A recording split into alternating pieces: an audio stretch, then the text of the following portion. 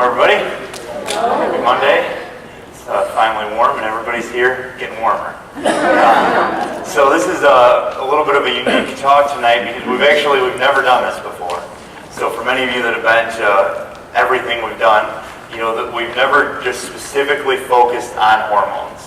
And one of the things about hormones that a lot of people that experience hormone issues realize is you typically don't feel hormones till they're a problem. You know, that you don't feel when they're all working properly, or you do, but you don't realize it because it's just working.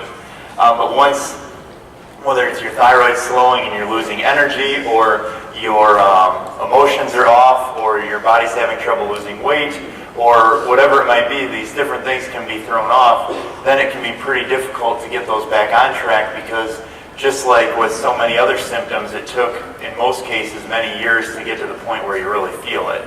And so you start to work to make them better, but it can take a while before you really notice it. And here's the other hard part is this hormone specifically, if you're going to simplify it, it would be that your hormones are what all the chemical processes that regulate what your body does, that regulate all the different functions. And so it's a very intricate coordination of the systems that works. So it's not easy to just pinpoint one thing that caused it. And to change that, it takes a lot of things, or it's an aggregate of so many. And so, why is it there? It's sometimes hard to say because, for instance, in the case of, let's use plastics as an example. How many people know you shouldn't microwave plastic?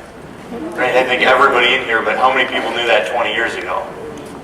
A lot of people didn't, right? So you might have had 10, 15, 20 years of microwaving or drinking water out of the water bottles that leached plastic, or something like that, and that sits in, and what the hard part is it stores in your body fat. So it stores there and it sits there silently, it sits there quietly for years, and then as this imbalance gets created, by the time you really feel it, it's been going on for a long time, and the science catches up after. That they find out some of these things are wrong. And so one really simple thing that I'd like to start with, if this is too scientific, if it's too wordy or too heady for some of the things that we go through tonight, if you look at things as if, how natural is this? How really did we screw it up? Did we mess with it? Or is it exactly how it was created? Because if you look at whether it's processed food, cooking things in the microwave and plastic, whatever it might be, even just water, did we add a bunch of stuff to it or pollute it, or these natural effect? In most cases, you're going to be better off. And so we're going to cover 10 hormones here this evening.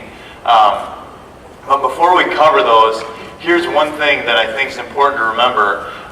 These are, without showing the picture of your brain itself, these are all hormone reactions.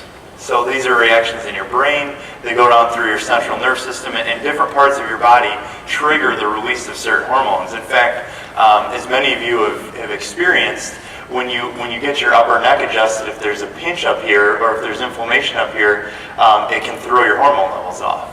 So just because the brainstem, it would be like if the thermostat was off here tonight.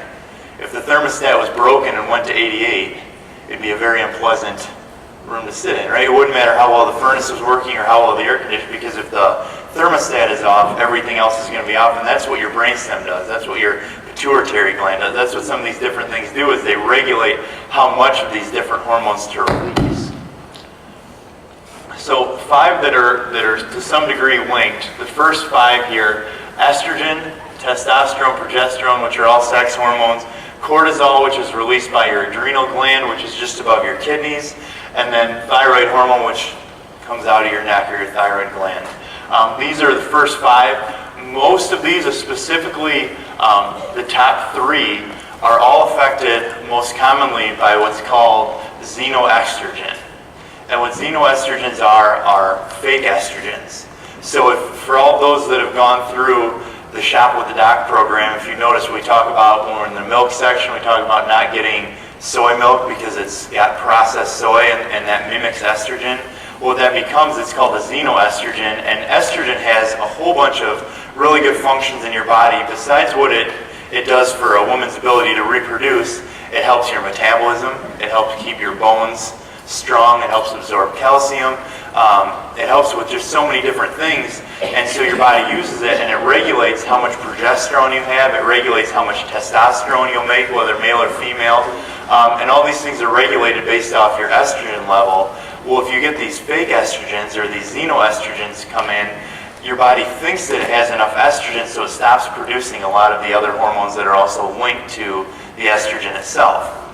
That's how, as somebody gets older, they can have the weight loss resistance. There are many women in here, if you've ever experienced menopause symptoms, those can be really amplified by having these Xeno Estrogens in your body, and I'll show you a picture of that.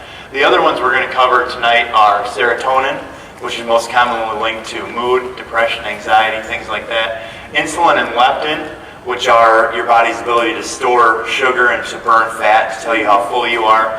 HGH, most popularized by Barry Bonds and Sammy Sosa and all these professional baseball players. But what every single one of us has is HGH that builds muscle tone, size. And then anabolic and catabolic hormones. Now, many of the hormones that we're talking about are anabolic or catabolic. Those are two scientific words. Anabolic means to build up, and catabolic means to break down. But where we'll specifically focus is your overall metabolism or your body composition. How much muscle you have, how much fat you have, how much other tissue your body carries are a lot of times related to anabolic and catabolic hormones, which can be influenced by exercise and other things. Now, to start with estrogen here, if you can read all those symptoms, how many people have felt something like that in the last week or month or whatever? So estrogen is one of the most common things that affect Americans. In fact, for women, they say by the time a woman's 30, about 50% of women are already having estrogen imbalances because of some things that we do that, like, for instance, birth control can throw off an estrogen level. All these different diet foods, processed foods, these things throw it off. So about 1 in 2 women, by the time they're 30, already have an estrogen problem, which is leading to many other hormone issues as they go. But this is a Xeno Estrogen. So what it does is they're receptor sites. And what receptor means, if you see that big circle, that's a cell. So it's a simplified version of a cell in your body. And so whether it's estrogen or insulin or some of these other things, what happens is you have receptors that accept the hormone that tell the cell how to work. That's why we call it that chemical process. And so if you talk about, to go to something that maybe people are more used to, type 2 diabetes, you burn out the receptors. So your body in general is having so many carbs or so much sugar that the insulin receptors, you're producing all this insulin, but even though you have all the insulin, your body can't keep taking in the sugar because the receptors burn out. They get overwhelmed or they get overloaded. The same thing can happen with these Xeno Estrogens, meaning that if you keep putting the wrong things in, you can burn out the receptors, so that even when your body, if you changed your diet, if you detox, it might take a while before your body starts to function normally, because it has to rebuild all these receptor sites again if they've been burnt out over the years. So a couple of things that are really specific. One is what we already talked about, the plastics. So they call them, whatever that big word is on top there. But these phthalates are in a lot of plastic products, and if you look at the plastic numbers, you know that certain ones leach more. But especially if you look at plastics, it's not that plastics are necessarily bad, but especially related to heat. If they get heated up, they tend to leach more, or if they're left in there a long period of time. This can also happen with certain metals, which is why you want to be careful with how you store food, is that certain metals, especially if they get nicked, like aluminum or something, it can start to leach metal into the water or into the food or into some of these things, which is why many people store a lot of their stuff in glass, or if you cook it with glass or ceramic. So for instance, for those people that like to cook, like to bake, the more popular thing right now for a natural, closer to non-stick cookware that doesn't leach chemicals, doesn't leach metal into the food, is that it gets covered with ceramic. So a ceramic top, it's less sticky than, say, cast iron or something that tends not to leach. The other one is soy. And when you talk about soy, remember the worst thing about soy is if it's been processed, if it's been broken down. Eating a whole soybean has a lot less side effects than if you eat soy milk or soy cheese or some of these things that have soy snuck in there. Another thing to be careful of with soy is that soy protein isolate is the cheapest protein that they put in processed foods. So if you're reading now, they say that protein will sell an item faster than fat-free will sell an item. So if you look on the back, some of these cheaper, maybe more cost-effective things, what they use is soy protein isolate, which has a lot of issues because it's genetically modified, it's not really absorbable, but also it's made from soy, so it has some of these side effects that can affect your hormones to go along with that. If you are buying food that's like a snack bar or something that's got protein in it, the next cheapest but the best usable is pea protein. So you'll notice that pea protein is in a little bit higher quality foods. Soy protein isolate's the one that you really want to stay away from. Now, most women in here that might have had some of these issues, hormone replacement therapy is very rarely prescribed anymore.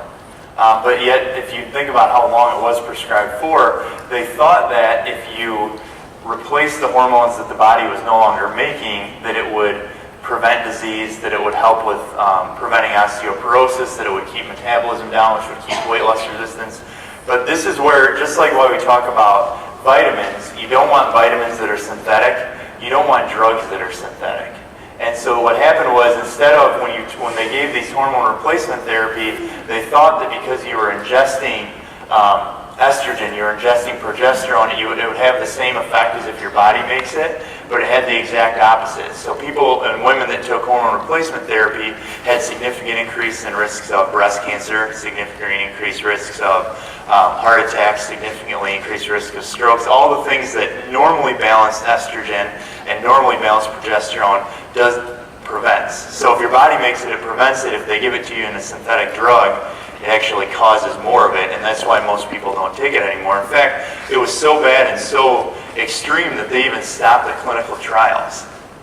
So they took people off the clinical trials that were on it because so many of the women that were on the non-placebo group, the group that was receiving hormone replacement, were having such higher incidence of all these major killers.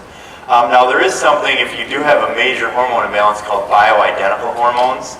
They're not great, but they're a lot better. So if you do have to take some sort of a hormone, you want to make sure you go and have your doctor prescribe bioidentical hormones. Now this will probably be the only time I ever plug a pharmacy standing up here, but if you did have to have that done, for instance, the pharmacy that's next to our clinic does make bioidentical versus the purely synthetic hormones. Again, not something that you want to have to use, but better than not. So 3 main causes of the hormone imbalances. One is what people are eating. So throwing off specifically sugars. And I know nobody's surprised that we're talking about sugar have negative health effects if you've been here, to anything before. But they've shown, for instance, for men that have a high sugar diet on average have 25% lower testosterone being produced every day. And we've all seen those commercials for low T or take this pill or take that, but actually just simply changing your diet or getting the sugar out of a male's diet would increase testosterone by about 25% in several clinical trials. So if somebody has low T, you could change your diet and make a big difference. We already talked quite a bit about these Xeno Estrogens, but they're more related to toxicity, to chemicals, to what you're putting in your clothes, your deodorant, your toothpaste, the plastics in food. But these are the things, the cleaning products that people use. They can throw your hormones off one thing, you should really be switching to natural cleaning products if possible. But if you're not, you at the very least be using rubber gloves or something that's going to stop you from absorbing the bleach or the cleaner or whatever through your hands. When you put certain things on your skin, specifically chemicals or cleaners, you absorb about 25% of whatever touches it. So whether you talk about deodorant, which most people put on every single day, antiperspirant is very high in aluminum, which can absorb, cross over into your brain, affect your hormones. But also they have sodium lauryl sulfate and certain chemicals that if you're putting them on every single day, you can imagine the accumulation effect of putting a chemical on your skin and having it absorb into your body. It throws your hormones off. The last one is stress. And many people smile when they say try and have less stress. I understand It's not necessarily able to be controlled, but there are certain things that you can do to try and have less stress. Of course, more than just whether you talk about going to church or reading a book or whatever, but there are certain things you can do to lower your stress or the stressful effects on your body. One is to do things or to consume things that lower your cortisol levels. So some things that you can do that lower cortisol, one is more intense exercise. So max T3, burst training, something like that actually lowers cortisol levels. But now, does anybody remember what raises it? What type of exercise? Long distance, right? I heard somebody say over. So really long distance. So it might feel good to get out and run 5 or 10 miles or something, or go for a really long walk, and that might be a good stress relief for one day. But if you do it day after day after day, you can actually build up cortisol, which can create weight loss resistance, but also it increases the amount of stress on your body. One thing that's really good if you can't control stress is watch what you're consuming caffeine-wise. So caffeine will throw your cortisol levels off. Something that's positive, that's a good caffeine or a good coffee replacement, is MaxFit.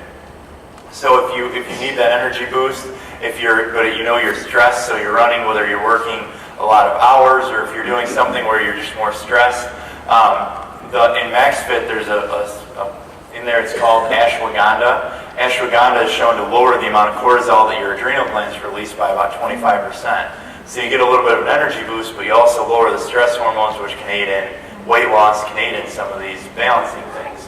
So again, not saying that every person in this room needs that, but if you do know that you have a high stress job, you have these certain things that occur, that might be something that you'd like to do.